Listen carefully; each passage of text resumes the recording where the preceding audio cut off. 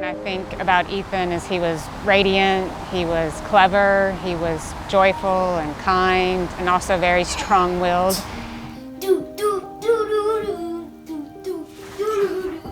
When he was younger, we called him Sneaky Pants because he liked to take his brother's things and hide them from him. And a cowboy with a side of curly fries. Ethan woke up happy every day. He was just full of joy all the time. Cuckoo, cuckoo. We also called him Tigger as he got older because he bounced around the room, just constantly moving. Let me hear you laugh. But Ethan was a very happy child, and he loved to eat pastries and sweet things.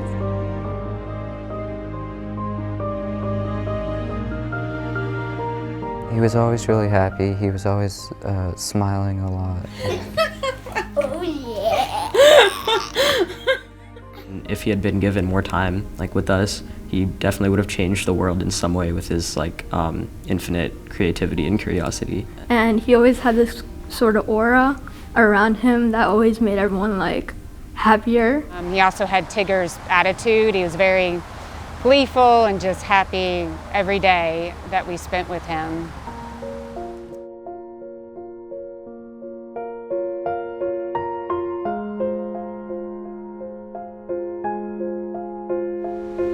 It was a typical Saturday where we would pack the kids into the car with their sailing gear to head off to sailing practice. It had become routine for us on Saturdays because they had joined a sailing race team.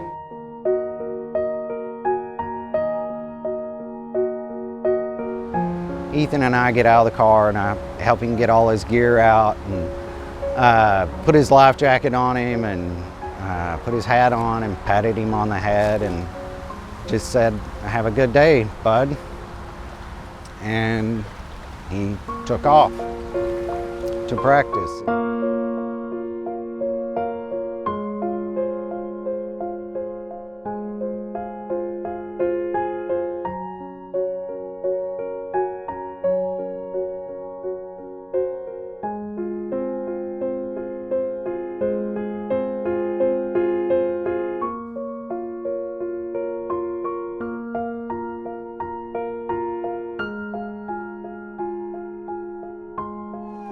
Tour around the corner, listened to dispatch, and it was a boating accident involving a child, and it was pretty bad from what the call takers were saying. Dispatch had advised us that it was a child had been hit by a propeller.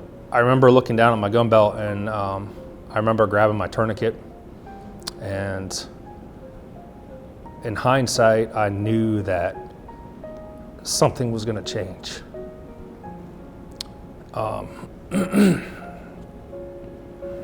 We pulled up, and I saw Ethan in the bow of the boat there, and I immediately jumped off, and I said to him, "Hey, I'm Officer Skinner. I'm here to help you, buddy." I put the tourniquet around his leg, and I've always trained to put the tourniquet on like friends.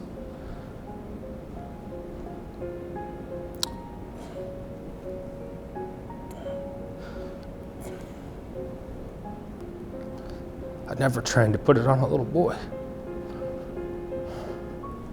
Skinner just, went into everything that he's trained to do. Immediately, instinctually almost applied a tourniquet to Ethan's leg, and it was a bad scene. And that's when I got the phone call that every parent dreads. And it was the sailing director. And she said, "Mindy, can you come back, please? I think something has happened to Ethan." I could see all the ambulances on the twin bridges. That was just, At that point, we were in panic mode, and we just needed to find out what had happened to Ethan. They wanted to take us somewhere, and I just told them, "My son is right there."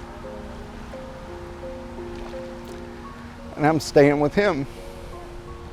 So we drove to the hospital, and my husband and I were just in a state of shock, and we just kept hoping Ethan would be okay. Finally, a nurse came in and she told us that he was in critical condition and his injuries were pretty bad.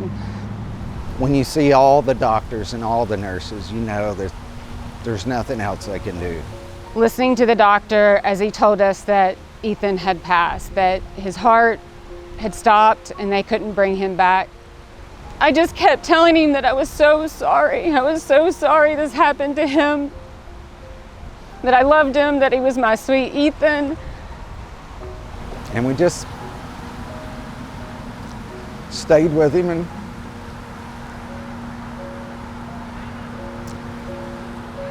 told him how much we loved him.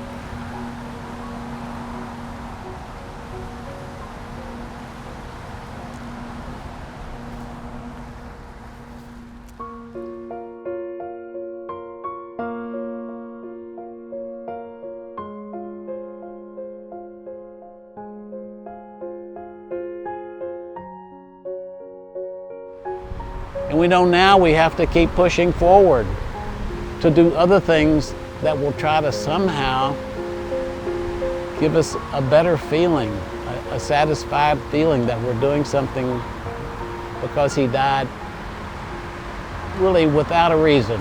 What we are looking at is legislation, education, and safety procedures and equipment. Those are the three main areas that we want to focus on. The engine cutoff switch is really simple to use. There's the ones that come installed on the boat. There's also wireless ones. Ethan's death was 100% preventable by use of the engine cutoff switch.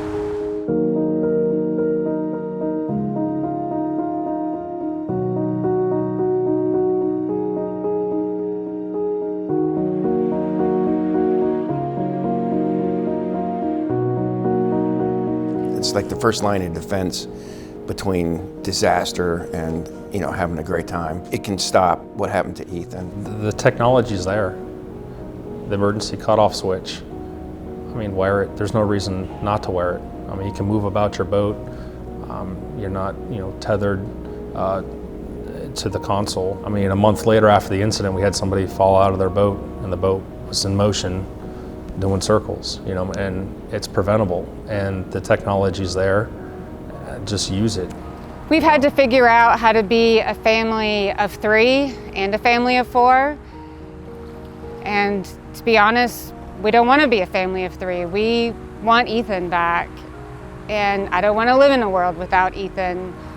I'm forced to have memories of him, of pictures and videos.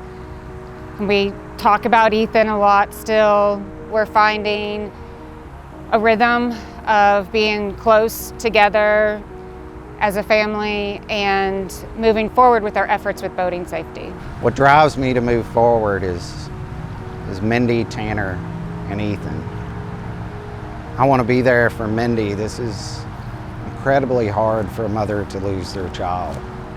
I want Tanner to see that we have to keep pushing forward in life even when the worst happens. And for Ethan, I'm still his dad, and I need him to know I'm still fighting for him,